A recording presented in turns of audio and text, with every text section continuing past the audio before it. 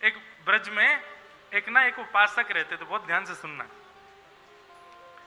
तो भक्त काल की बात है, जब भक्ति भक्त होते थे, वृंदावन में सब भक्त थे, मीराबाई आदि सब यहीं थे।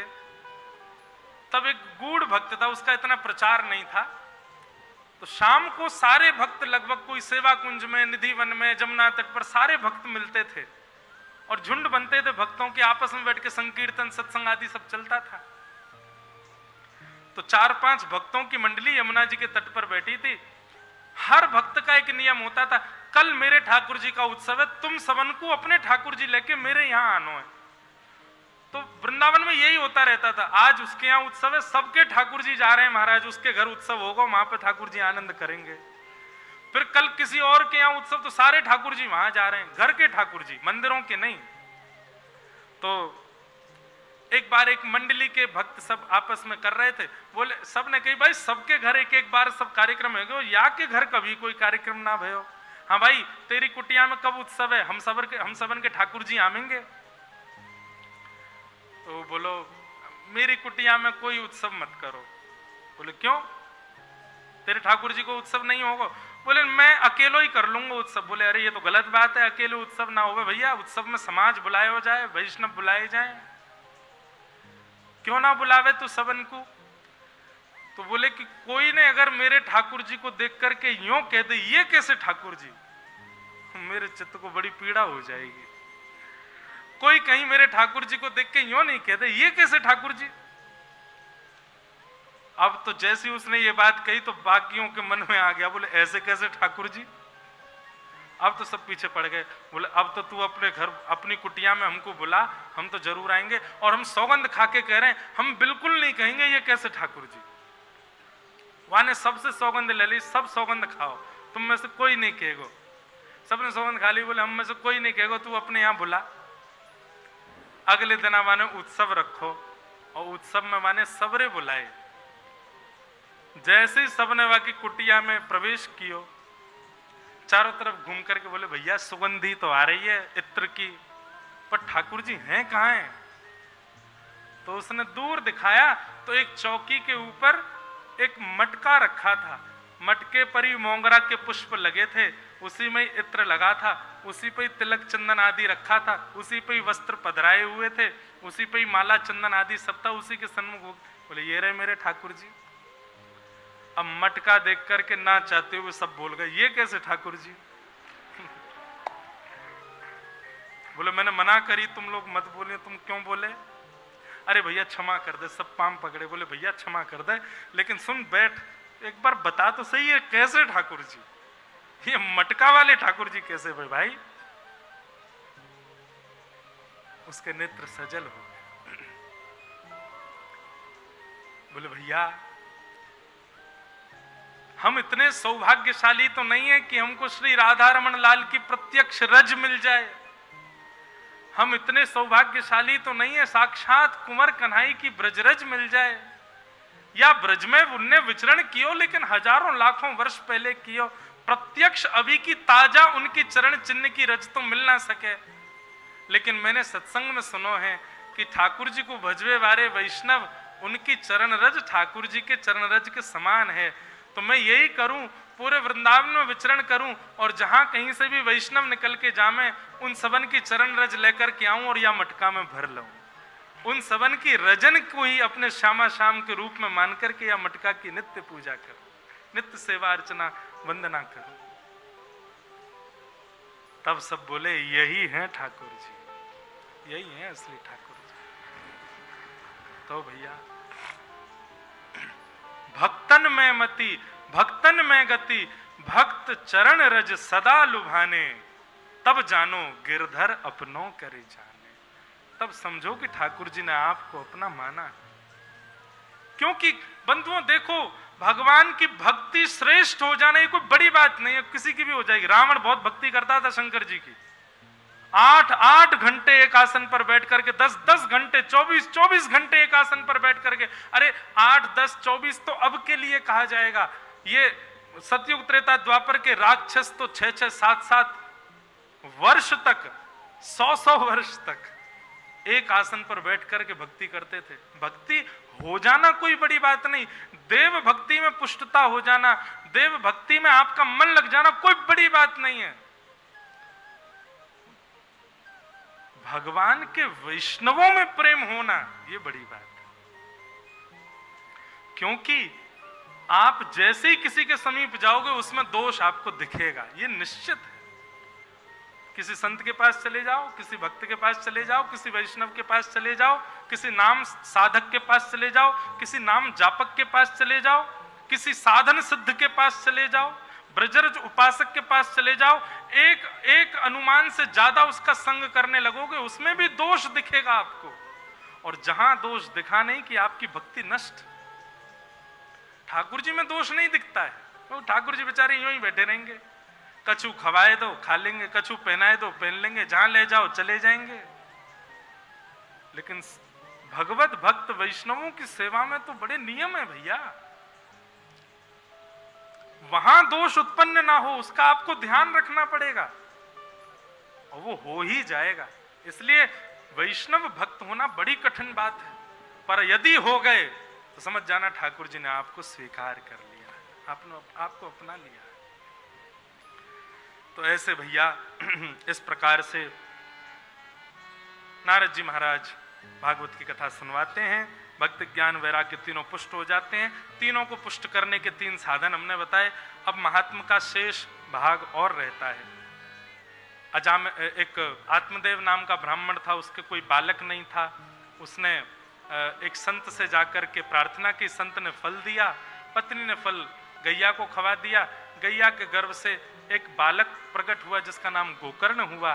पत्नी अपनी सहेली के पुत्र को ले आई, उसका नाम धुंधुकारी रख दिया। सूक्ष्म में सुना रहा हूं। बड़े होकर के धुंधुकारी ने माता पिता की बड़ी अवहेलना की। मां ने अपने प्राण त्याग दी कुआं में कूद करके, और आत्मदेव जी महाराज वन में जाकर के भागवत का आश्रय लेकर के भगवत धाम को प्रस्थान कर गए।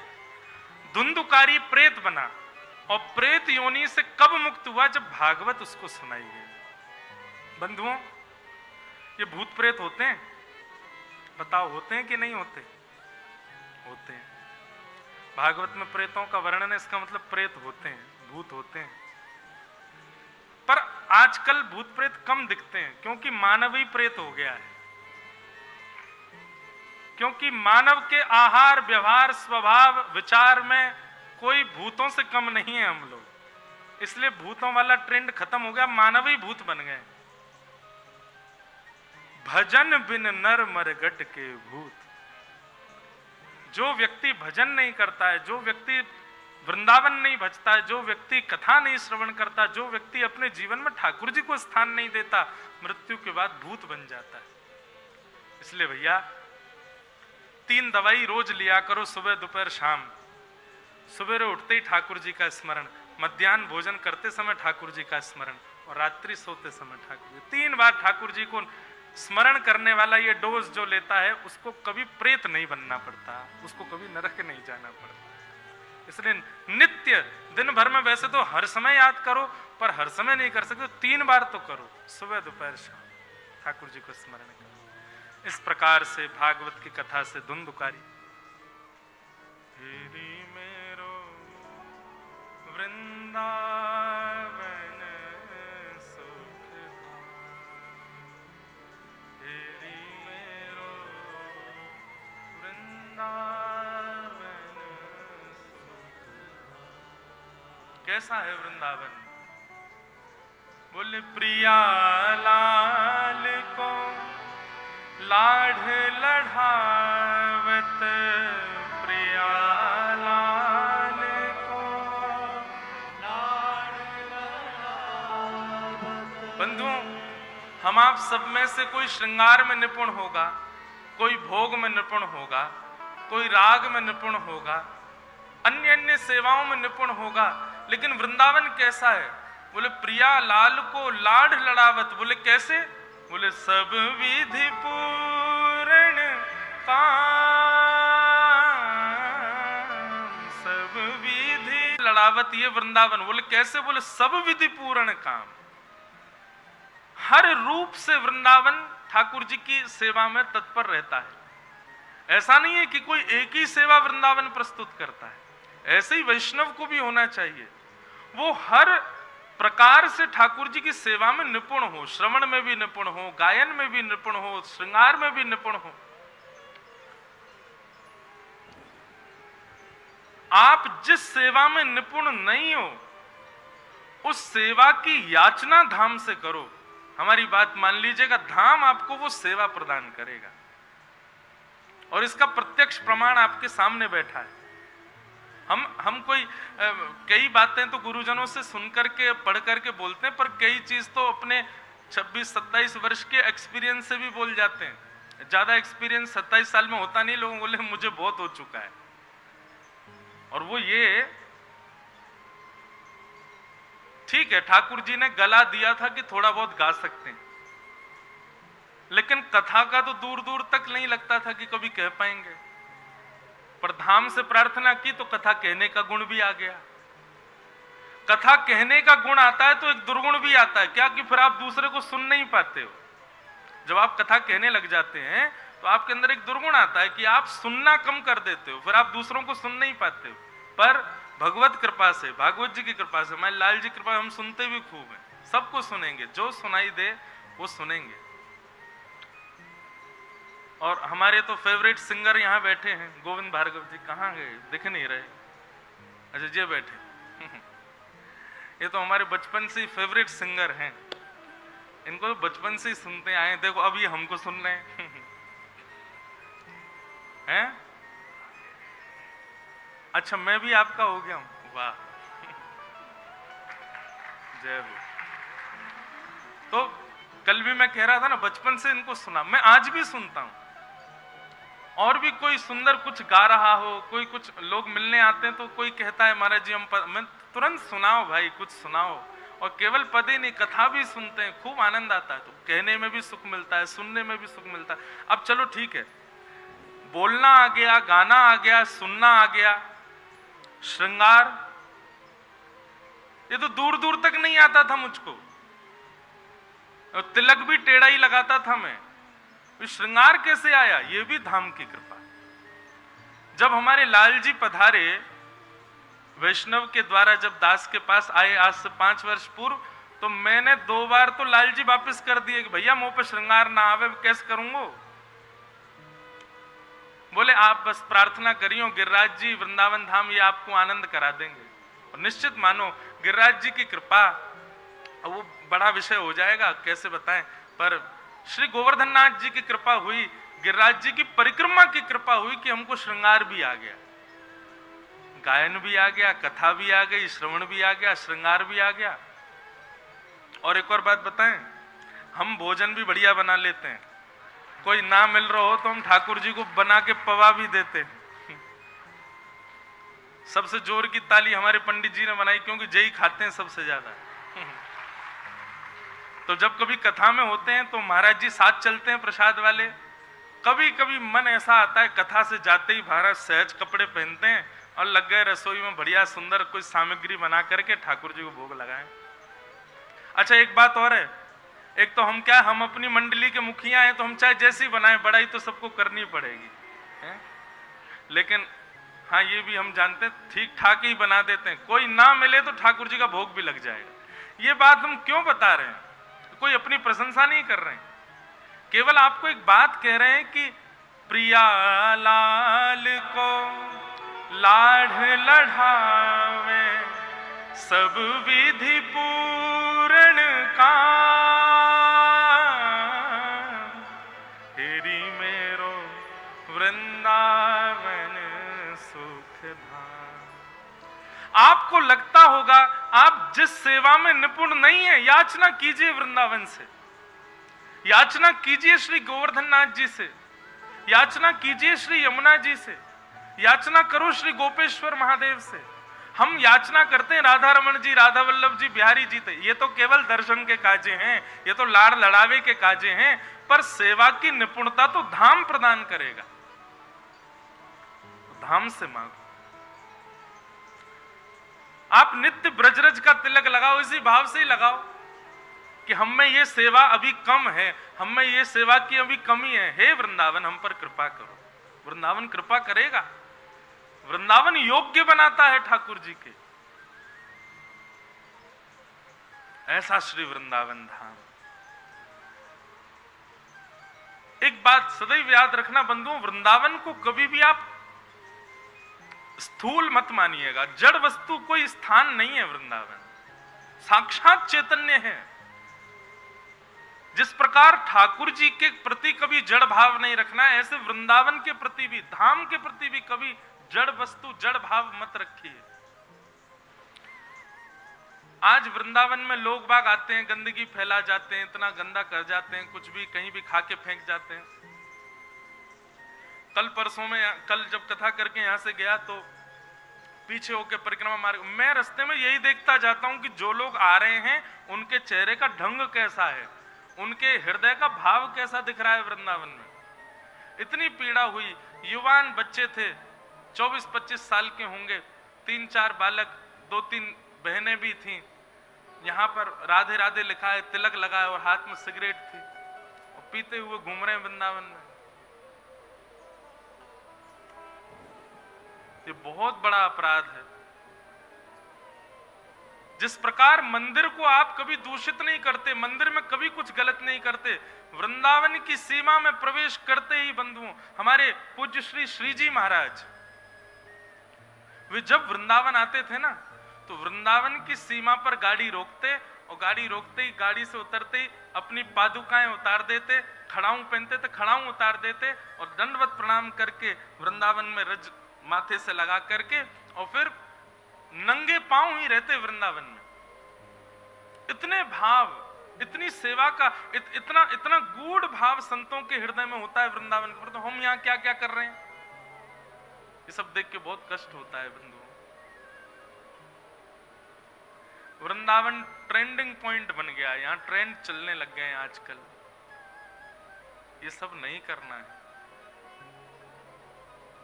यहां तो केवल, अभी होली थी, होली पर तो देखो क्या हाल होता है, इतना रंग लगाएंगे, एक दूसरे को उठा उठा फेंकेंगे, कपड़े फाड़ देंगे।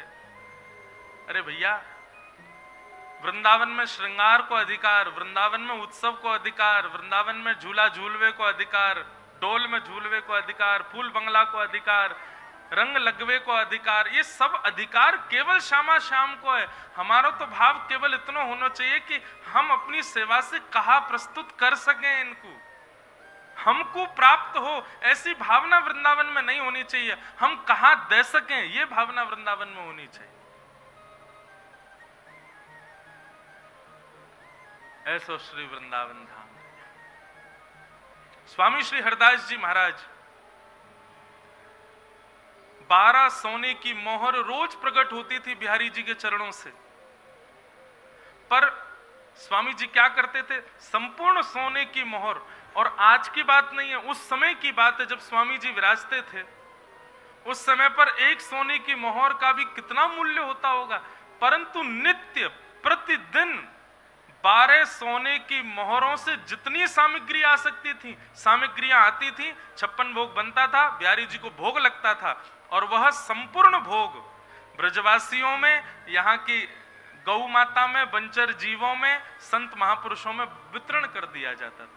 मतलब ऐसा कह दें तो कोई बड़ी बात नहीं कि एक समय पर वृंदावन में आने वाले प्रत्येक मानव का पेट श्री बिहारी जी के चरणों से ही पूर्ण होता था। और स्वामी श्री हरदास जी जो संपूर्ण योजना बनाते थे, वो क्या पाते थे, एक कुशा लेकर के खीर में बोरते, और जितनी कुशा में आती उतना ही पाते, बस प्रसाद का सम्मान करने के लिए। कोई कहता हो, बोले स्वामी जी आप और कछु क्यों ना पामे, तो स्वामी जी कहमे, बोले अरे भैया ये जीभ बड़ी, ये लूली बाई है, ये बड़ी विचित्र है, ये कहीं स्वाद नहीं खोज ले ठाकुर जी के भोग में, या हमारे याकू वशीकृत करवे के काजे में ज्यादा ना पाऊं, प्रसाद लेकर के नेके जीव को बस प्राप्त है जाए, इतनो लऊं। ऐसी ऐसी भावना। और हम यहाँ लूटने में लगे हैं वृंदावन से, और क्या मिल जाए, बिहारी जी ये दे दो, राधा वल्लभ जी ये दे दो। अरे ये मांगवे को स्थान नहीं है, ये देवे को स्थान है। कृष्ण दास किए प्राण न्योछावर, यह तन जग सर पट क्यों, मेरो मन गिरधर छवि पे अटक्यो। कृष्णदास किए प्राण न्योछावर। वास्तव में ऐसा लगता है जिस दिन आपको वृंदावन भा गया, जिस दिन वृंदावन को आप भा गए, वृंदावन तो सबको भा रहा है, पर जिस दिन वृंदावन को आप भा गए, वादना अपने लैया नहीं जियोगे। वादना तो यूं होगा बस अब जो भी है प्रत्येक श्वास बस श्यामा श्याम और हमारे वृंदावन बिहारी लाल के लिए है, बस और कछु नहीं। ऐसो श्री वृंदावन है, वहां को हम बारंबार प्रणाम करें। अब देखो हम ज्यादा नहीं बोलेंगे, नहीं तो सबन के घर छूट जाएंगे, सब यहीं रह जाओगे वृंदावन में। तो बस इतना ही करो, जाओ अपने अपने घरन को, अपने घर को ही वृंदावन बनाए लो, अपने नगर को ही वृंदावन बनाए लो। बस वृंदावन से प्रार्थना करके जाओ कि हमें ठाकुर जी के योग्य बनाओ, हम ठाकुर जी के किसी भी प्रकार योग्य बन पाए, ऐसी कृपा करो बस। बोलो वृंदावन धाम की। आइए, कल हम लोगों ने भागवत जी का महात्म्य सुना, आज भागवत जी के प्रथम स्कंद में प्रवेश करते हैं। श्रीमद् भागवत के प्रथम स्कंद का प्रथम श्लोक, सब लोग हाथ जोड़ करके वंदन करो और इस श्लोक का श्रवण करो। जन्माद्यस्य यतोऽन्वयादितरतश्चार्थे स्वविज्ञस्वराट् तेने ब्रह्म हृदय आदि कवये मुह्यन्ति यत्सूरयः तेजो वारिमृदां यथा विनिमयो यत्र तृषर्गो मृषा धाम्ना स्वेन सदा निरस्तकुहकं सत्यं परम धीमहि धाम्ना स्वेन सदा निरस्तकुहकं सत्यं परम धीमहि। श्रीमद् भागवत जी का प्रथम श्लोक है। भागवत जी के प्रथम श्लोक में किसको वंदन किया? आप कहोगे ऑब्वियसली कृष्ण को ही वंदन किया होगा, नहीं।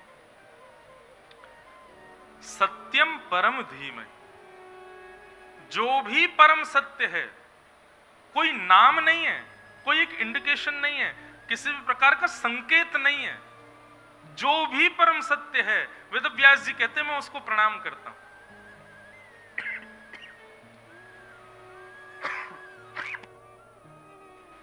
किसी ने कहा बोले व्यास जी ऐसे तो सब अपने आप को परम सत्य मानते हैं।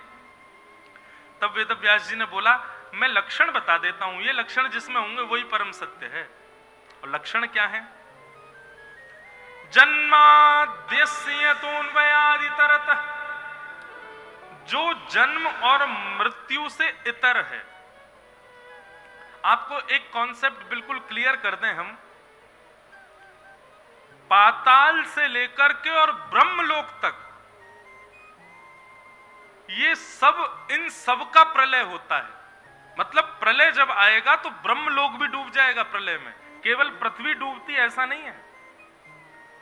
सूर्य चंद्र जितने ग्रह हैं, पाताल से लेकर के और ब्रह्मलोक तक जो कुछ भी है, ये सब प्रलयकालीन समुद्र में जाते हैं। इसका मतलब क्या है? प्रलय में इन सब का लय होने का मतलब यह है कि ये सब एक प्रकार से जीव ही हैं। बस हम लोगों की अवधि 60, 70, 80, 90, 100 वर्ष तक की है, इन सब की अवधि थोड़ी ज्यादा है, पर एक दिन नाश सबका होता है। तो इसका मतलब यह कि परम सत्य इनमें से कोई भी नहीं है। परम सत्य कौन है? बोले जन्माद, जन्म और मृत्यु से जो इतर है, जिसका कभी जन्म नहीं होता, जो कभी मृत्यु के बंधन में नहीं बंधता। एक और बात क्लियर करूं, एक प्रसंग कहा जाता है, मैं और भी कथाओं में कह चुका हूं कि श्री जगन्नाथ महाप्रभु के चित्त में भगवान श्री कृष्ण का हृदय विराजमान है।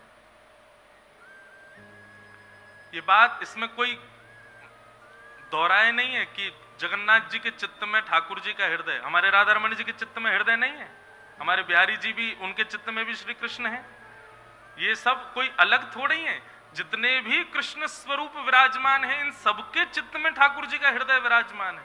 पर एक कथा और जोड़ के कही जाती है कि द्वारिकाधीश का जब जब पैर में बाण लगा तो उनको चिता पे रखा गया, अग्नि लगाई गई, उनका हृदय बहता, ये गलत है, ऐसा नहीं है।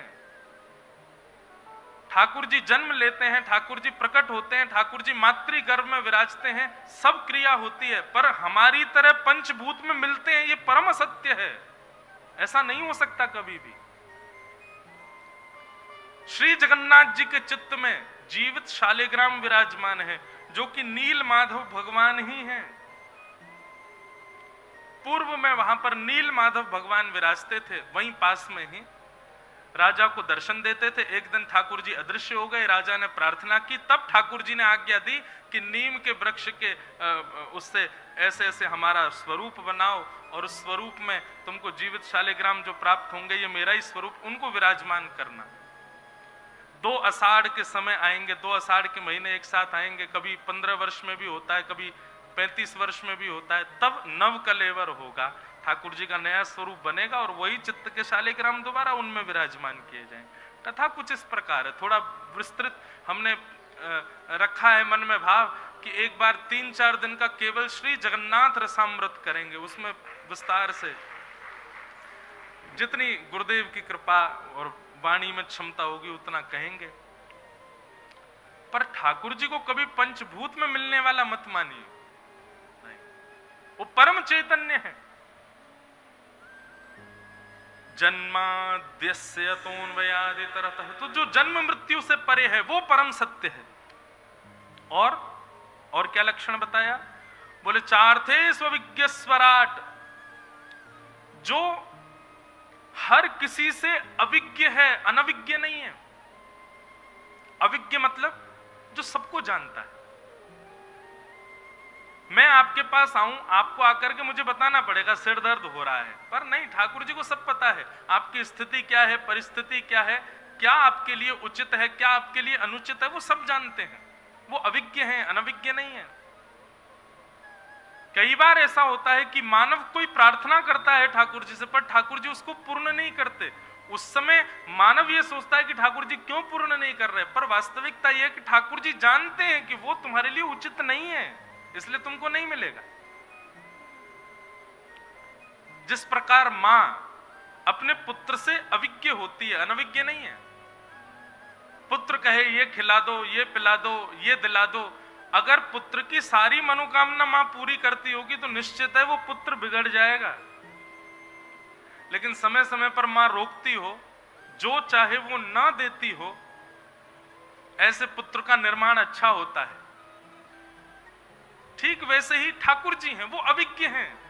कभी कभी मैं तो एक बात कथाओं में कहा करता हूं कि अगर आप जो मांगते हो ठाकुर जी से वो तुरंत आपको मिल जाता है, तो ये समझ लेना तुम बिगड़ने की कगार पे हो, बहुत जल्दी बिगड़ने वाला है आगे चल करके सब कुछ।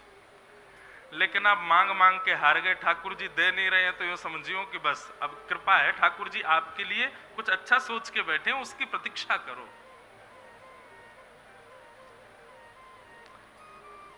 तो जो अविज्ञ हैं, अनविज्ञ नहीं हैं, जो सब जानते हैं किसको क्या चाहिए, किसके हृदय में क्या है, कौन कैसा है। और तीसरा लक्षण क्या है परम सत्य का? बोले स्वराट, वो अपने प्रकाश से प्रकाशित है, उनको किसी से प्रकाश लेने की आवश्यकता नहीं है। हम सब भी सूर्य चंद्र के बिना प्रकाशित नहीं हो सकते, पर ठाकुर जी को उनकी आवश्यकता नहीं है, वे फिर भी प्रकाशवान बने रहते हैं। चार्थे स्वविज्ञ स्वराट, तेने ब्रह्म हृदय आदि कवि, आदि कवि ब्रह्मा को भी जो अपने हृदय से ज्ञान प्रदान कर देते हैं। मुह्यन्ति यत् सूरयः, सारे देवताओं को भी जो अपने वश में करके रखते हैं, अपने आप पर मोहित करके रखते हैं। धाम्ना स्वेन सदा निरस्तकुहकम् सत्यम परम धीमहि, ऐसे तेजो वारी मृदाम यथा विनिमयो, पृथ्वी जल तेज वायु आकाश जिनके वश में रहती है, ऐसे परम सत्य श्री कृष्ण को हम बारंबार प्रणाम करते हैं, उनको वंदन करते हैं। ऐसे परम सत्य को हम वंदन करते हैं, ये कहा गया, नाम नहीं लिया गया है, परंतु ये परम सत्य की पूरी सत्ता श्री कृष्ण के अंदर विद्यमान है। ये परम सत्य की पूरी सत्ता श्री कृष्ण में दर्शित होती है। इसलिए हम तो परम सत्य श्री कृष्ण को ही मानते हैं, वे ही परम सत्य हैं। ऐसे प्रथम श्लोक में परम सत्य को वंदन किया गया। श्रीमद् भागवत के द्वितीय श्लोक में 4 बातें बताई गई, विषय, अधिकारी, संबंध और प्रयोजन। बहुत ध्यान से सुनिएगा। कि धर्म प्रोजित कैतवोत्र परमो निर्मत्सराणां सतां वैद्यं वास्तवमत्र वस्तु शिवदं तापत्रयोन्मूलनम्। कि श्रीमद्भागवते महामुनि कृते किं वा परैरीश्वर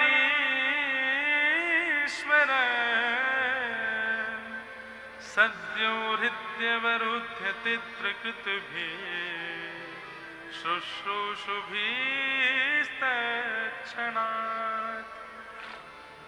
बहुत ध्यान से सुनिएगा।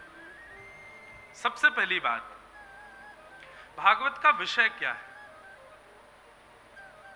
तो कहते हैं धर्म प्रोचित कैतवोत्र परमो। सुनने वाले के चित्त में अभी क्या होता है कि आप कथा सुनते हैं, सुनने वालों की भी अलग अलग प्रकृति होती है। कोई किस लिए आया है? बोले हमारे जो आयोजक हैं वो हमारे रिश्तेदार हैं इसलिए आए हैं। कई लोग क्यों आए हैं? बोले राह से चलते हुए जा रहे थे, बोर्ड देखा तो आ गए। कई लोग क्यों आए हैं? बोले हमको थोड़ा अच्छा सा लगता है कथा सुनने में। कई लोग क्यों आए हैं? बोले जिज्ञासाएं हैं चित्त में, प्रश्न बहुत हैं, उनका उत्तर चाहते हैं। कई लोग क्यों आए हैं? ठाकुर जी की लीला, ठाकुर जी की कथा, इन सबको सुनने से ऐसा लगता है जीवन की सारी पीड़ाएं समाप्त हो गई। ये सब कारण हैं लोगों के आने के कथाओं में। पर वास्तविक में मूल कारण क्या होना चाहिए? तब कहते हैं धर्म प्रोजित कैतवोत्र परमो। हमारे चित्त में परम धर्म की स्थिति प्रकट हो, उसके लिए कथा सुननी चाहिए। परम धर्म किसे कहते हैं? धर्म और परम धर्म। आप तन की स्थिति के लिए जो भी क्रियाएं करते हो वो सब धर्म कहलाती हैं, पर आत्म कल्याण के लिए जो क्रिया करते हो उसको परम धर्म कहते हैं। बहुत ध्यान से सुनिएगा। हम लोग एक हैं पर हमारी स्थितियां दो हैं। एक तो देह है जो सबको दिख रहा है, और ये देह इस पृथ्वी पर ही हमको मिला है, इस पृथ्वी पर ही रह जाएगा। पर एक जो चैतन्य इस देह के भीतर विराजमान है वो हमारी दूसरी स्थिति है, जो बदलता रहता है, कर्मानुसार अलग अलग स्थानों पर जाता रहता है। अभी हमारी स्थिति क्या है? अभी तक हम केवल इस देह को ही केंद्र में लेकर के जी रहे हैं। इसको खिलाना है, इसको पहनाना है, इसको श्रेष्ठ बनाना है। ये जहां से निकले लोग बाग कहें जय हो महाराज, सल्यूट करें, इसकी श्रेष्ठता बढ़ाने में लगे हैं। जब आप इसकी श्रेष्ठता बढ़ाने की क्रियाएं करते हैं वो धर्म कहलाता है। पर जब आप इससे परे होकर के इसके भीतर विराजमान जो वो चैतन्य आत्मा है उसके कल्याण का भाव रखते हैं, तब परम धर्म कहलाता है। समझ में आई बात? नहीं आई? श्रीमद् भागवत सुनने का विषय नहीं है बंधु। अगर सुनने बैठोगे कुछ समझ नहीं आएगा। ध्यान से सुनो और फिर उसका चिंतन करो कि क्या कहा गया है।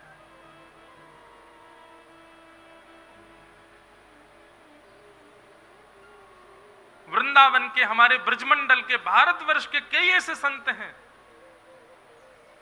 कई ऐसे संत हैं जिनको देख करके हम चाह नहीं रहे थे लेकिन फिर भी प्रणाम कर लिया। हम जानते भी नहीं, हमको पता भी नहीं है कि कौन है क्या, पर वो हमारे सन्मुख आए तो हम चाह भी नहीं रहे थे लेकिन अपने आप हमारा तन झुक गया और हमने प्रणाम कर लिया। समझ जाना, ऐसे किसी भी व्यक्ति के सामने आप सहज ही झुक जाते हैं, निश्चित ही वो परम धर्म का अवलंबी है। वो अपने अपने आत्म कल्याण के मार्ग पर चल रहा है। इसीलिए आपकी आत्मा ने आपको फोर्सफुली अपने आप ही उसके सामने बो डाउन कर दिया। इसको कहते हैं परम धर्म।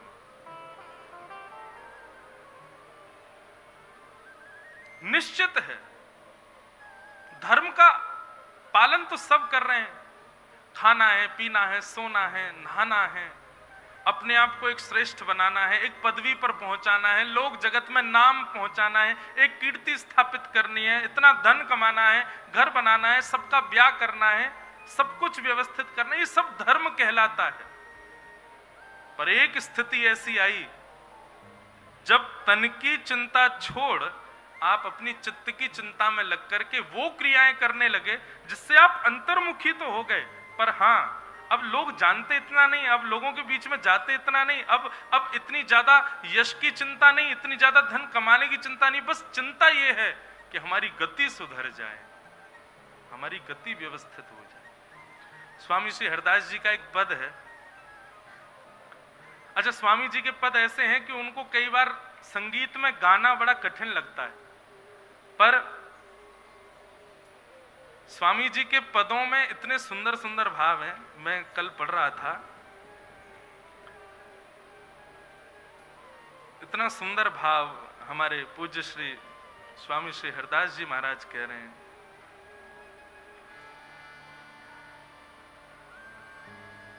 स्वामी जी कह रहे हैं, ठाकुर जी मेरी स्थिति और आपकी स्थिति क्या है? वैसे तो कोई मेल नहीं है, आप परमात्मा हो, मैं जीवात्मा हूं, लेकिन फिर भी एक बार को यदि हम दोनों की स्थिति तराजू में रखी जाए तो हम दोनों की स्थिति कैसी है? स्वामी जी कहते हैं, ए हरि मोसो न बिगाड़न को, ए हरि मोसो बिगाड़न को, तो सो न सवारन को,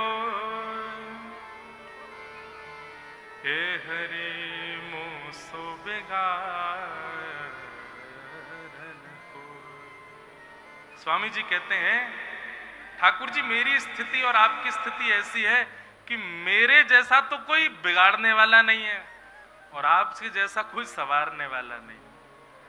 जीवात्मा की और ठाकुर जी की स्थिति ऐसी है कि हम बिगाड़ने में पीछे नहीं हटते हैं, अपने जीवन को बिगाड़ देते हैं, अपनी स्थिति को बिगाड़ देते हैं। पूर्व के ना जाने कितने कृत्य, कितने पाप ऐसे किए होते हैं, ऐसी ऐसी क्रियाएं बिगाड़ बिगाड़ करके करते हैं, जानते हुए भी कई बार करते हैं कि हमें पता है कि ये पाप है, हम जानते हैं कि ये क्रिया गलत है, हम फिर भी करते हैं। और ठाकुर जी आपकी स्थिति कैसी है? आप जानते हो कि ये सब बिगाड़ रहा है और भी मैं सुधार दूंगा, ये फिर भी बिगाड़ेगा, लेकिन फिर भी आप संवारने में कोई कसर नहीं छोड़ते। ये मेरी और आपकी स्थिति है ठाकुर जी। कौन धो जीते कौन धो हारे, पर बदी ना छोड़। स्वामी जी कह रहे हैं, मैं बिगाड़ने में पीछे नहीं हट रहा हूं, आप संवारने में पीछे नहीं हट रहा हूं। चलो बांके बिहारी जी, नेक नेक दोनों में एक प्रतियोगिता है जाए, कौन जीतेगो कौन हारेगो। मैं बिगाड़वे में आगे बढ़ रहा हूं, आप संवारने में आगे बढ़ रहे हो, देखें तो सही कौन जीतेगो। पूरा पद गाने के बाद अंत में स्वामी जी कहते हैं, कहीं श्री हरिदास हम जीते, कहीं श्री हरिदास हम जीते, हारे तुम तो न तोड़, हे हरि मोसो बेगारन न को। स्वामी जी कहते हैं, दोनों में प्रतियोगिता हुई, ठाकुर जी संवारने में भाग रहे हैं और हम बिगाड़ने में भाग रहे हैं। स्वामी जी अंत में कहते हैं, लेकिन ठाकुर जी जीत हमारी ही हुई, हमने इतना बिगाड़ा, आपने हर पग पे सवारा, लेकिन फिर भी हमने बिगाड़ने में कोई कसर नहीं छोड़ी। विश्वास मानिए आप, निरंतर कथाएं सुनने वाला व्यक्ति तो ये बात जानता है ना कि क्या पाप है क्या गलत है, लेकिन वो फिर भी कर देता है, कभी कभी जानते हुए भी कर देता है, क्योंकि हमारा स्वभाव बिगाड़ने का बन गया है। निश्चित है यदि प्रतियोगिता हुई तो हम ही जीत जाएंगे, ठाकुर जी हार जाएंगे, ऐसी स्थिति है हमारी।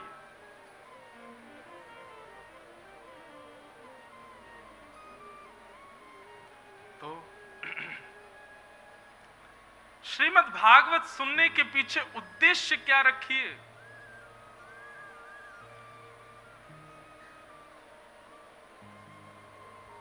परम धर्म की प्राप्ति हो। अब बहुत हुआ, बहुत कर लिया इस तन के लिए हमने। तन के लिए केवल उतना कीजिए जितना पर्याप्त है। अब प्रयास कीजिए, चिंता कीजिए अपने भीतर विराजमान उस जीव तत्व की, उसका कल्याण हमको करना है। ये बुद्धि जिस दिन आपके चित्त में आ जाए, ये प्रयास करने की स्थिति आपके चित्त में जिस दिन आ जाए, बस समझ जाइए उसी दिन आपका कल्याण हो जाएगा। बस अब हमको हमारे इस चित्त को और नहीं भटकाना है, इस आत्मा के भटकाव से हमको बचना है। ये पुनरपि जननम पुनरपि मरणम पुनरपि जननी जठरे शयनम आदि आदि इन भावों से अब हमको निवृत्त होना है।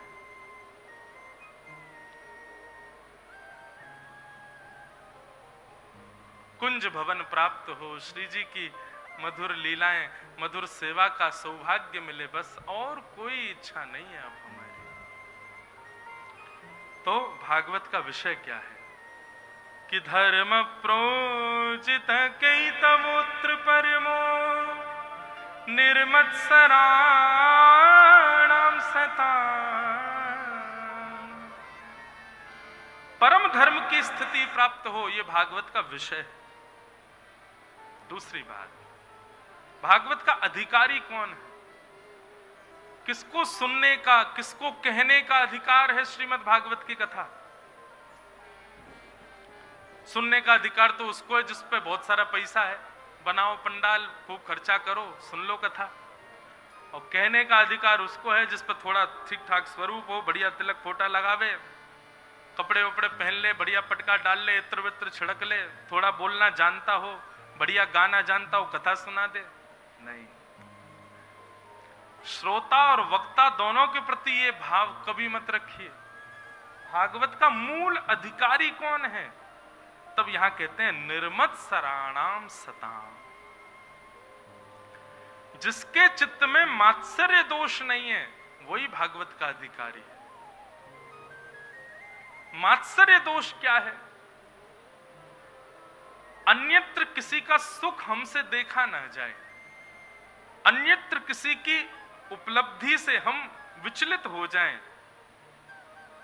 ऐसी यदि चित्तवृत्ति है तो आप ना तो कथा कहने के अधिकारी हैं ना सुनने के अधिकारी। और माफ कीजिएगा, आज के युग में व्यक्ति व्यसन मुक्त हो सकता है, व्यक्ति क्रोध मुक्त हो सकता है, व्यक्ति मोह काम लोभ मुक्त हो सकता है, लेकिन व्यक्ति इस दोष से मुक्त नहीं है। अधिकांश लोगों में यह दोष दिखता है कि वो दूसरे की उपलब्धि देख नहीं पाते, किसी की श्रेष्ठता से उनको प्रसन्नता नहीं होती, और यही दोष है जिसकी वजह से भगवत प्राप्ति में बाधा आती है। भागवत का अधिकारी वो नहीं बन पाता। मैं तो कथाओं में कहा करता हूं कि भाई 7 दिन कथा सुनो, नियम से सुनो, बैठ करके सुनो, एक एक शब्द सुनो, और जैसे जैसे नियम बताए गए वैसे सुनो, और 7 दिन कथा सुनने के बाद में उस व्यक्ति से मिलने जाओ जिस व्यक्ति से कभी ईर्ष्या होती थी, और उस व्यक्ति को देख करके अब की बार ईर्ष्या ना होकर के वो प्रिय लगने लग जाए, तब समझना आप भागवत के अधिकारी हो गए। अब भागवत का अधिकार आपको प्राप्त हुआ है। निर्मत्सराणाम सताम, मात्सर्य दोष से जो रहित है, ऐसे व्यक्ति को भागवत का अधिकारी बताया गया है। निर्मत्सराणाम सताम। विषय हो गया, अधिकारी हो गया, अब संबंध। भागवत से संबंध क्या है? तो वैद्यम वास्तवमत्र वस्तु शिवदम। श्रीमद् भागवत से संबंध ये, जैसे श्री हरिराम व्यास जी का। हरिराम व्यास जी जब वृंदावन रहने लगे, कोई कहता हे व्यास जी आपको अपने परिवार की याद नहीं आती? तो हरिराम व्यास जी ऐसी वृक्षों से लिपट जाते और लिपट करके कहते, वृंदावन के रूख हमारे मात पिता गुरु बंधु। ये वृंदावन के जितने भी लता गुल्म पत्र आदि हैं, यही सब ही मेरे परिवार है। इनके अतिरिक्त मेरा परिवार कोई नहीं। श्रीमद् भागवत श्रवण के पश्चात क्या होगा? वैष्णवों में ही आपको अपना परिवार दिखने लग जाए, वैष्णव ही आपको अपने लगने लगे। अभी स्थिति क्या होती है? बहुत धनवान व्यक्ति है तो हमारा इच्छा होती है इससे हमारा कोई संबंध हो। कोई बहुत सुंदर व्यक्ति है, बहुत नामी व्यक्ति है, बहुत प्रभावशाली व्यक्ति है, तो हमारा मन होता है कि इसके साथ हम रहें, हमारा इससे संबंध हो, किसी भी प्रकार से हम दोनों का कोई संबंध प्रस्तुत किया जाए। पर वैष्णव उल्टा होता है। वो प्रभावशाली, धनवान व्यक्ति, सुंदर व्यक्ति आदि आदि इन लक्षणों से नहीं प्रभावित होता। वो एक ही विषय देख करके संबंध बनाता है, कृष्ण भक्ति प्रजायते। कृष्ण भक्ति है तो ये मेरा है, इससे मेरा संबंध है।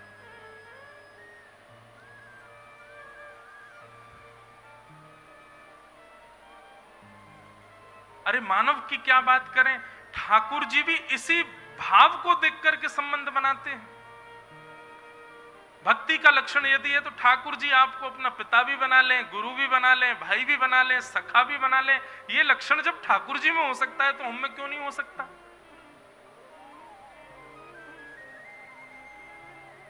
वृंदावन के रसिकाचार्यों को, वृंदावन के रसिक जनों को ही अपना अपना अपना कोई ना कोई संबंधी मानो, और संबंधी क्या अपना मानो, ये हमारे हैं। ये भाव प्रस्तुत होने लग जाए तब समझो आप भागवत के अधिकारी बन चुके हो। वैद्यम वास्तव मत्र वस्तु शिवदम।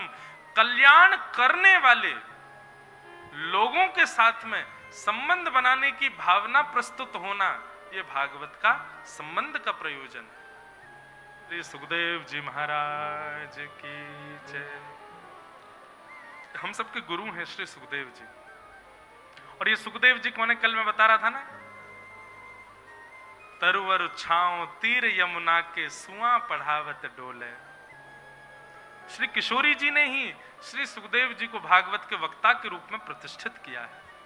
कथा कैसी है? कोपी कदाचिन्मणि पिंजरस्थम सुको वचो वाचयितुम प्रवत्त आनंद कंद व्रजंद कृष्ण गोविंद दामोदर माधवेति। किशोरी जी नित्य अपने सुख पक्षी को ठाकुर जी का नाम याद करवाती हैं। कृष्ण, माधव, गोविंद, गोपाल, मधुसूदन, ये सारे नाम उनको याद करवाती हैं। अब दिन भर वो तोता बैठा बैठा पिंजरे में कृष्ण, माधव, गोपाल, हरि, मधुसूदन यही बोलता रहता है। किशोरी जी बड़ी प्रसन्न होती हैं, 24 घंटा वो नाम गाता रहता है। लेकिन एक दिन श्याम सुंदर पधारे, सब सखियों ने प्रणाम किया, सबने वंदन किया, उस सुख पक्षी ने प्रणाम नहीं किया। ठाकुर जी जब वहां से चले गए तब किशोरी जी ने पक्षी से पूछा, अरे मैं तुमको 24 घंटा नाम याद कराती रहूं, तेने श्याम सुंदर को प्रणाम क्यों नहीं कियो? तो वो सुख पक्षी बोलो, कौन श्याम सुंदर? बोले जिनको तू नाम गावे वही श्याम सुंदर। बोले मोए तो बस नाम पता है, मोए ये थोड़ी पता हो श्याम सुंदर है कौन।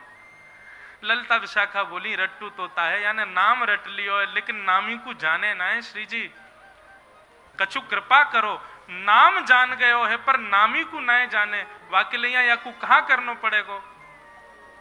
तब श्री जी ने कही, बोले वाकिलिया तो या को कथा रस के महासागर में डुबकी लगानी पड़ेगी, क्योंकि कीर्तन में जिस नाम को आप गा रहे हैं उस कीर्तन के नामी को पहचानने के लिए कथा का आश्रय तो लेना पड़ेगा। तब श्री जी ने आज्ञा की, मैं तो को तभी स्वीकार करूंगी जब तू श्री कृष्ण को भली भांति जान के मेरे पास आवेगा। तो वही सुख पक्षी पृथ्वी पर पधारे। महादेव से उन्होंने अमर कथा सुनी। अमर कथा छुप करके सुनी तो महादेव रुष्ट हो गए। महादेव के क्रोध से बचने के लिए उड़ करके गए हिमालय की कंदराओं में होते हुए। वहां श्री वेदव्यास जी की गुफा के पास उनकी पत्नी बिटिका जलपान कर रही थी मुख खोल करके। महादेव के क्रोध से बचने के लिए सुख पक्षी ने मुख में होकर के गर्भ में प्रवेश कर लिया और 12 वर्ष तक उन्हीं के गर्भ में निवास किया। 12 वर्ष बाद जब सुखदेव जी अंतर बैठे बैठे वैदिक मंत्रों का उच्चारण करने लगे, जो महादेव से कथा सुनी उसी रस का जब चिंतन करने लगे, तो बिटिका को अंदर से ऐसा आभास हुआ कि कोई कुछ बोल रहा है। तब वेदव्यास जी से जाके प्रार्थना की। वेदव्यास जी ने अपनी मंत्र दृष्टि से देखा तो पाया ये कोई सामान्य नहीं है, साक्षात भागवत के प्रवक्ता श्री सुखदेव जी महाराज। ये सामान्य नहीं है, भगवत यश गाने के लिए पृथ्वी पर आए हैं। वेदव्यास जी ने प्रार्थना की, बालक तुम जन्म लो। सुखदेव जी बोले मैं जन्म नहीं लूंगा। क्यों? जन्म लेती माया पकड़ लेती है और मैं माया से निवृत्त होने के लिए आया हूं। यदि परब्रह्म परमात्मा परमेश्वर आकर के यदि मुझे आश्वासन दें कि माया तुम्हें नहीं सताएगी तो मैं जन्म लूंगा। तब गर्भ में ही ठाकुर जी प्रकट हुए और प्रकट होकर के सुखदेव जी को आश्वासन दिया कि आप अवतरित होइए। आपका प्रादुर्भाव माया में बंधने के लिए नहीं, माया में बंधे जीवों को माया से मुक्त करने के लिए हुआ है। सुखदेव जी आप प्रकट हो जाओ। तब सुखदेव जी का इस धराधाम पर प्रादुर्भाव हुआ। बोलो सुखदेव जी महाराज की। यही है भागवत के वक्ता श्री सुखदेव जी। कौन ने भेजे? हमारी श्यामा जी ने भेजे, हमारी लाडली जी ने भेजे। इसीलिए सुखदेव जी ने पूरी भागवत में राधा शब्द का स्वच्छंद उच्चारण नहीं किया। राधसा, राधा के साथ में आगे पीछे शब्द जुड़े, कई बार ऐसे शब्द हैं लेकिन उनका अर्थ अलग है। स्पष्ट राधा शब्द भागवत में नहीं है। क्यों? बोलो वृंदावन बिहारी लाल की। आज परम सौभाग्य है हमारी कथा के मध्य में परम पूजनीय भगवद यश जो खूब मधुर भाव से गाते हैं, श्री द्वारिकाधीश को अपनी वाणी से खूब रिझाते हैं, ऐसे श्रीमद् भागवत राम कथा के उद्भव प्रवक्ता पूज्य श्री जिग्नेश दादाजी हमारे मध्य में पधारे हैं। बारंबार आपको प्रणाम। आपका एक मधुर भाव जो मैं भी अपनी कथाओं में गाया करता हूँ। द्वारिका नो नाथ मारो राजा रण छोड़ छे, इन मन माया लगाड़ी रे। द्वारिका नो नाथ मारो राजा रण छोड़, इन मन माया लगाड़ी। हाँ, द्वारिका नो नाथ मारो राजा रण छोड़ छे, इन मन माया लगाड़ी रे। द्वारिका नो नाथ मारो राजा रण छोड़ छे, इन मन माया लगाड़ी। इतना सुंदर ये भाव। द्वारिका में जाके तो कोई गा दे तो मां तो वैसे ही लोग नाचने लग जाते हैं, आनंदित हो जाते हैं। ऐसे मधुर मधुर कई भाव आपने श्री द्वारिकाधीश जी के चरणों में प्रस्तुत किए। वहां के बड़े बड़े गायक भी अपने अपने मंचों से गाते हैं। व्यासपीठ भी गुजरात की अधिकतर आपके भावों को गाते हैं। ऐसे हमारे पूज्य श्री जिग्नेश दादाजी पधारे हैं। आपकी फोगला आश्रम में कथा चल रही है। आपको बारंबार प्रणाम, बारंबार स्वागत, अभिनंदन। अभी जब प्रवचन क्रम होगा हम निवेदन करेंगे, महाराज जी भी कुछ भाव हम आप सबको श्रवण कराएंगे। तो राधा नाम बहत रस धारा, रटत नाम हो भव से पारा। श्री शुक मूर्छित भय माश शट, वेद पुराण पुकारा। राधा राधा बोल प्यारे, राधा राधा। तो श्री सुखदेव जी की गुरु हैं। और मुझे श्लोक स्मृति में नहीं है लेकिन मैं कल जरूर बताऊंगा। कुछ लोगों के नाम कभी भी स्वच्छंद बोलने नहीं चाहिए। अपना नाम अपने गुरुजनों का नाम, हम जिससे बहुत प्रेम करते हैं उसका नाम, एक पुत्र का नाम, घर में एक ही पुत्र है उसका नाम, या एक ही पुत्री है उसका नाम स्वच्छंद नहीं बोलना चाहिए। उसको फिर हम कुछ अन्य भाव से पुकारते हैं। एक पुत्र है तो लाला बोलेंगे, उसका एक निकनेम रख देंगे, प्रिय सा कुछ भी, उससे बुलाएंगे। पत्नी का नाम तो प्रिय है, प्रियसी है, उसका नाम भी नहीं बोलना चाहिए। पत्नी को पति का नाम भी नहीं बोलना चाहिए। ये नियम तो चलता है कि पत्नी पति का नाम नहीं बोलती है, पर पति पत्नी का नाम बोलते हैं, पर दोनों को ही नहीं बोलना चाहिए। बच्चों के नाम से कह देते उसकी माँ, उसके पिताजी, सुन लो। अब लोग इसको सोचते हैं कि ये पुराना फैशन है, पहले संकोच में नहीं, ये शास्त्रीय प्रमाण है, नहीं बोलना चाहिए नाम। और आप कहेंगे इससे होगा क्या, नाम बोलते हैं तो आयु घटती है, आयु कम होती है। अपना नाम भी बार बार नहीं बोलना चाहिए। इसमें एक भाव ये कह लो, मैं पना नहीं होना चाहिए, मैंने किया, मेरा ये, मेरा वो, मेरे द्वारा, ये मैं हूं, मैं। अपना नाम बार बार नहीं बोलना चाहिए, अपनत्व का ज्यादा प्रदर्शन नहीं करना चाहिए, और अपने गुरु का नाम भी नहीं बोलना चाहिए। इसीलिए हम सदगुरुदेव भगवान, हमारे गुरुदेव भगवान बहुत दीन होकर के, बहुत सरल होके, बहुत सहज होके और बड़ी उपमाएं लगा करके गुरुजनों के नाम बोलते हैं। परम पूजनीय, प्रातः स्मरणीय। और हमारे वृंदावन में तो ऐसे बोल देते हैं, वहां के महाराज जी, वो वाले महाराज जी, उनका स्पष्ट नाम उच्चारण नहीं किया जाता है। और पूरा श्लोक है, शास्त्रीय प्रमाण है कि क्यों नहीं बोलना चाहिए। कल मैं निश्चित बताऊंगा। इसीलिए श्री सुखदेव जी महाराज अपने गुरु का नाम नहीं बोल रहे हैं। दो कारण हैं। पहला कारण तो गुरु का स्वच्छंद नाम उच्चारण नहीं करना चाहिए, उपमाएं लगानी चाहिए। अब गुरु रूप में बैठी श्री जी हूं, उपमाएं कौन सी लगाओगे भैया? कितनी उपमाएं लगाओगे? सब उपमा भी ऐसी होनी चाहिए जो गुरु से श्रेष्ठ, गुरु को श्रेष्ठ बनावे। और श्री जी को श्रेष्ठ बनाने के लिए कितनी उपमाएं लगाओगे? इसलिए सुखदेव जी पहले ही निश्चय करके बैठे हैं कि मैं स्वच्छंद राधा नाम उच्चारण नहीं करूंगा। पहला कारण तो गुरु का नाम नहीं बोलना है, और दूसरा कारण, श्री शुक मूर्छित भये मास शठ, 6 महीना की समाधि लग जाएगी सुखदेव जी की। क्यों? इतना प्रेम है अपने गुरु के नाम से कि यदि कोई बोल भी दे राधा, तुरंत सुखदेव जी महाराज समाधिस्थ हो जाते हैं। प्रेमाश्रुओं से नेत्र भर जाता है, मंद मंद मुस्कुराहट आ जाती है, रोए खड़े होने लग जाते हैं, शरीर कंपन होने लग जाता है, मूर्छा हो जाती है श्री सुखदेव जी को। पर सुखदेव जी तो यहां परीक्षित को कथा सुनाने के लिए बैठे हैं, जिसके पास केवल जीवन के 7 दिन बचे हैं। इसलिए सुखदेव जी पहले ही निश्चय करके बैठे,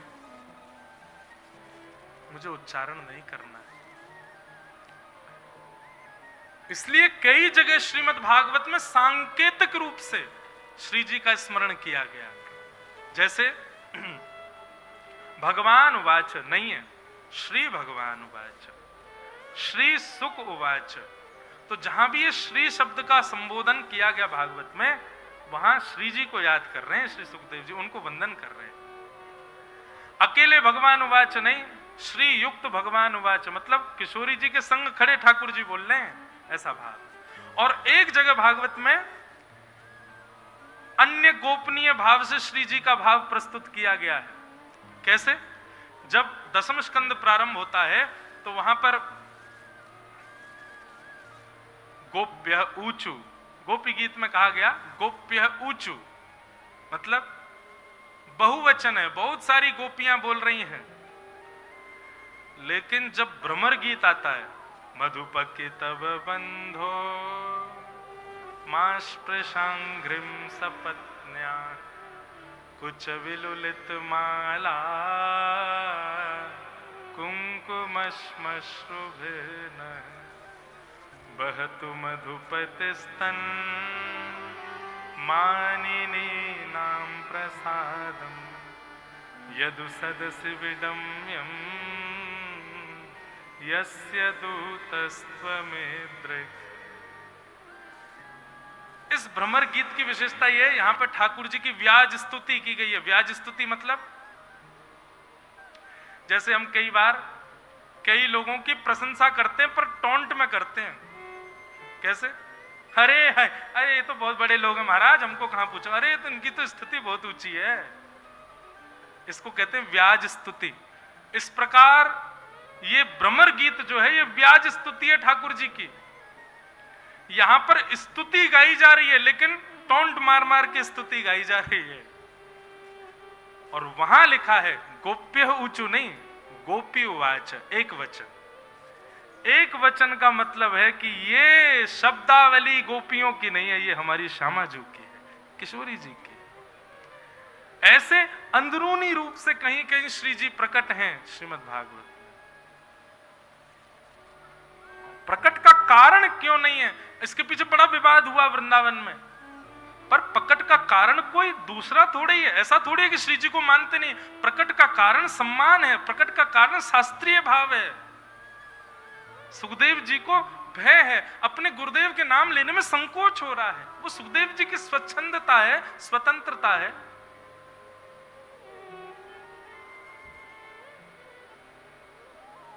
तो ऐसे सुखदेव जी भागवत के वक्ता हो, उनको हम प्रणाम करते हैं। बोलो सुखदेव जी महाराज की जय। श्री सुखदेव जी महाराज को वंदन करके सूत जी महाराज अब यहां से कहना प्रारंभ करते हैं। अब मैं थोड़ी बहुत देर और कुछ प्रसंग कह के फिर कथा को विराम देंगे। वृंदावन रसामृत पद गाएंगे और हमारे मध्य महापुरुष पधारे हैं, हमारे गुरुदेव भगवान पधारे हैं, उनके वचनामृत सुनेंगे। उसके बाद यहां से प्रस्थान करेंगे। आप में से कोई भी आरती से पूर्व नहीं जावे, ऐसी हमारी प्रार्थना। क्योंकि कई लोग ऐसी धृष्टता करते हैं कि महापुरुष पधारे, उनके प्रवचन से पहले ही उठ के चले गए, तो फिर देख लेना अगले जन्म में पेट खराब हो जाएगा आपका, अगर ऐसा किया तो। इस जन्म में नहीं होगा।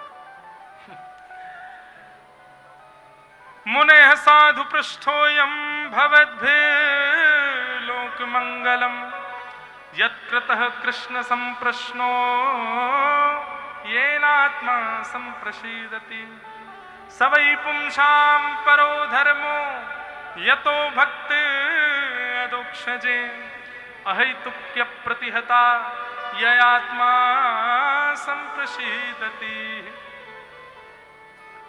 परमानंद हमारे मध्य में परम भगवदीय भगवत सेवा में निरंतर रहते हैं।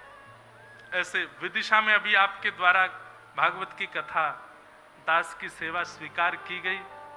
ऐसे हमारे श्री अंकित कृष्ण जी, श्री बटुक जी महाराज पधारे हैं। बहुत बहुत आपका अभिनंदन, स्वागत। सूत जी महाराज कह रहे हैं सवै पुंसाम परो धर्मो यतो भक्तिर अदोक्षजे अहेतुक्य प्रतिहता ययात्मा संप्रसीदति। सभी पुरुषों का परम धर्म क्या है, सभी मानवों का परम धर्म क्या है? बोले अहेतुक्य प्रतिहता ययात्मा संप्रसीदति। ठाकुर जी के प्रति अहेतुकी भक्ति होना। अहेतुकी भक्ति किसको कहते हैं? न खंडित होने वाली भक्ति, उसको अहेतुकी भक्ति कहा जाता है। हमारी भक्ति क्या है? जरा से हमारे विपरीत अवस्था का व्यवहार यदि हमारे साथ हो जाए, या हमारी स्थिति जीवन की यदि जरा भी हमारी अनुकूलता के विपरीत चली जाए, हमारी तुरंत भक्ति खंडित हो जाती है।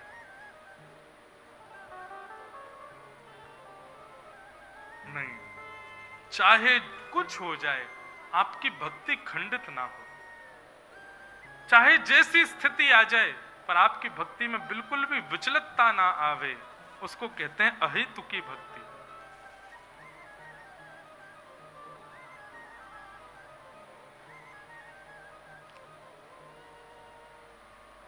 अहेतुकी भक्ति। अनेक प्रसंग हैं अहेतुकी भक्ति के। भक्तिमती मीराबाई, उनके जीवन का एक प्रसंग आता है कि मीराबाई का जिनके साथ विवाह हुआ,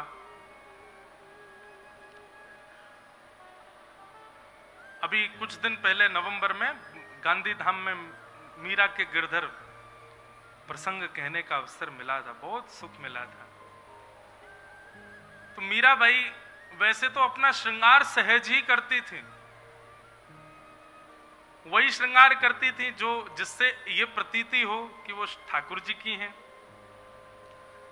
खूब उनको गहने दिए जाते, राजकीय वस्त्र दिए जाते, परंतु वो अपना श्रृंगार करती नहीं थी। पर एक दिन पता नहीं शरद पूर्णिमा का समय था, मीराबाई को आज इस बात की प्रतीक्षा थी कि रास विहार होगा, और आज मीराबाई ने अपना 16 श्रृंगार किया। और उसी समय का प्रसंग ऐसा आता है कि राणा जी जिनसे ब्याह हुआ, अच्छा राणा जी दो नाम लिए जाते हैं। राणा जी का मतलब मीराबाई के जो पतिदेव हैं वो भोजराज राणा जी, पर जब उनकी मृत्यु हो गई, उनके बाद में उनके छोटे भाई जब बने, उनको भी राणा जी कहा गया। तो कई लोगों ने उस कथा में कहा, बोले महाराज जी मीराबाई को विष तो उनके पति नहीं थे। मैंने कहा नहीं, पति ने नहीं, पति तो भक्त थे मीराबाई के,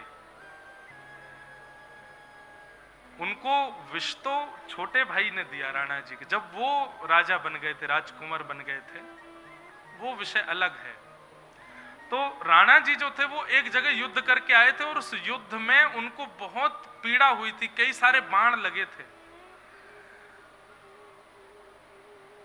घायल अवस्था में थे राणा जी। उस स्थिति में वैद्यों ने तो कह दिया था बस सेवा करो, अब जब तक इनकी श्वास है बस तब तक की स्थिति है, पूरा परिवार भयभीत रहता था। पर मीराबाई तो अलग स्थिति में थी, आज शरद पूर्णिमा है इसलिए उन्होंने 16 श्रृंगार किया।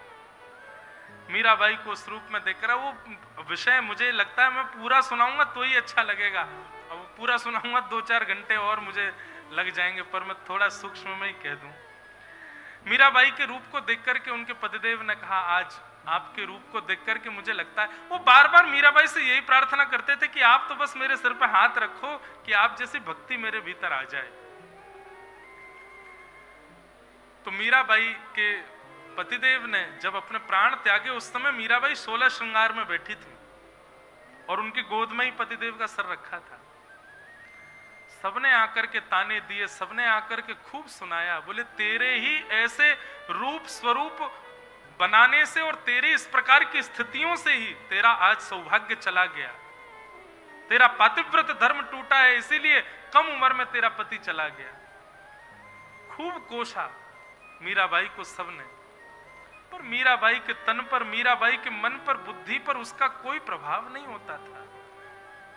वो पूर्ण रूपेण उस स्थिति से अलग थी। वहां स्थिति तो मातम की थी, पर मीराबाई तब भी एकांत में श्री गिरधर लाल जी की सेवा कर रही थी, और वहां एक प्रकार से रास के भाव में ऐसा विचार कर रही थी कि श्याम सुंदर के साथ रास विहार हो रहा हो। बंधु, ये सब जो चरित्र हैं, ये सब जो भाव है ना, ये सुनने में प्रिय लगते हैं, मन को बड़े भाते हैं, परंतु करणीय में बड़े दुखदायी होते हैं। लोग आपको एक उपाधि दे देंगे पागल की, ये पागल हो चुका, हमारे किसी काम का नहीं है। बताओ घर में क्या स्थिति हो रही है, रास विहार की भूमिका निभा रहे हैं। वास्तविकता में पूछो तो इसी को कहते हैं अहेतुकी भक्ति, जो किसी भी प्रभाव से, किसी भी कारण से आपकी भक्ति को आपसे दूर ना होने देवे। आपका जो प्रेम पहले था ठाकुर जी से, वो सदैव बना रहे ठाकुर जी के प्रति, इसी को कहते हैं अहेतुकी भक्ति। जीवन पर आने वाली विषमताएं, विडंबनाएं किसी भी प्रकार से ठाकुर जी से विलग आपको ना करें, उसी को कहते हैं अहेतुकी भक्ति। ऐसी अहेतुकी भक्ति की भिक्षा मांगो भागवत जी की कथा से, चाहे कुछ हो जाए। यह संसार सकल जग झूठा, झूठा कुल रानाता। यह संसार सकल जग झूठा, झूठा कुल रानाता। मीरा के प्रभु गिरधर नागर, मीरा के प्रभु होगा। मीरा के प्रभु गिरधर नागर, मीरा के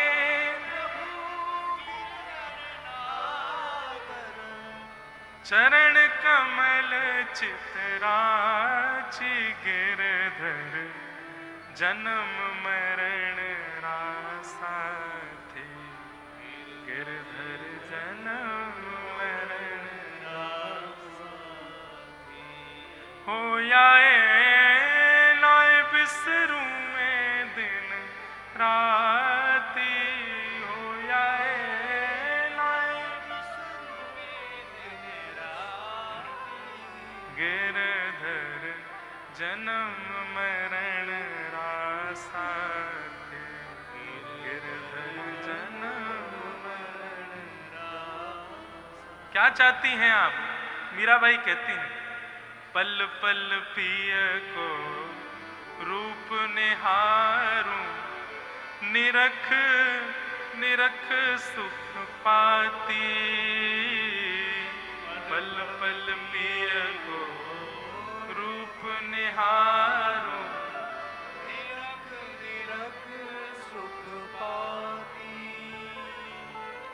पल पल पिय को रूप निहारूं, निरख निरख सुख पाती, पल पल पिय को रूप निहारूं, निरख निरख सुख पाती।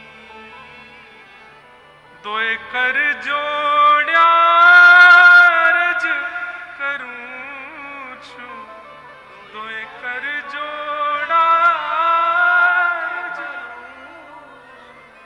दोए कर जोड़ा रज करूं छु, दोए कर जोड़ा रज करूं, सुन ली जो मारी बाती, गिरधर जन्म जन्म रासा थे, गिरधर जन्म जन्म रासा थे। इनके बिन मोहे सल न परत है, जानत मेरी छाती, इनके बिन मोहे सल न परत है, जानत मेरी छाती। ऊंचे चढ़ चढ़ पंथ निहारूं, ऊंचे चढ़ चढ़ पंथ निहारूं, रोए रोए अखियां प्यासी, गिरधर जन्म मरण रासा, गिरधर जन्म मरण रासा, गिरधर जन्म मरण रासा, गिरधर जन्म मरण रासा। इसे कहते हैं अहेतुकी भक्ति। किसी भी प्रकार की स्थिति आपकी भक्ति को डगमगाने ना दे। बंधुओं, यही मान लीजिए कि स्थितियां भी ठाकुर जी भेजते हैं देखने के लिए कि देखें अब विचलित होता है कि नहीं, अब मेरी सेवा में न्यूनता लाता है कि नहीं, अब मुझे कुछ समय के लिए त्यागता है कि नहीं। तो इसलिए अहेतुक्य प्रतिहता ययात्मा संप्रसीदति, सभी मानवों का, वैष्णवों का यही धर्म है, चाहे जो हो जाए, अहेतुक्य प्रतिहता। अहेतुकी भक्ति करो ठाकुर जी की, कैसी भी स्थिति आ जाए छोड़ो न। इस प्रकार सौनकादि ऋषि यहाँ बैठ करके मधुर भाव सुन रहे हैं। सूत जी महाराज प्रवचन कर रहे हैं। आगे के विषय को हम लोग कल सुने 3 बजे से। अभी वृंदावन रसामृत पद गाएंगे, लेकिन उससे पहले हम चाह रहे हैं कि पूज्य गुरुदेव भगवान पधारे हैं, पूज्य जिग्नेश दादा पधारे हैं, हमारे मध्य बटुक जी भी आए हैं और हमारे यहाँ स्वामी नारायण संप्रदाय के भी 2 महापुरुष पधारे हैं, आपको भी बारंबार प्रणाम है। पहले 2-2 मिनट 3-3 मिनट थोड़ा थोड़ा भाव हम आचार्य चरणों का श्रवण कर लें, उसके बाद वृंदावन रसामृत गाएंगे। खूब आनंद से नाच गाते हुए कथा को आज की को विश्राम देंगे। पुनः आप सबको जय श्री कृष्ण, जय सिया राम, जय श्रीमन नारायण, जय जय श्री राधे। कल पुनः मिलेंगे 3 बजे। अभी हम बैठे हैं, व्यासपीठ की आरती हो उससे पूर्व कोई भी उठ के नहीं जाए, अगले जन्म में नहीं तो पेट में दर्द होगा तुम्हारे। इसलिए बैठे रहो चुपचाप, बिल्कुल बैठ के सुनो, आरती हो उसके बाद ही यहाँ से प्रस्थान कीजिएगा। भाव से श्रवण करें, फिर वृंदावन रसामृत पद गाएंगे। जय जय श्री राम।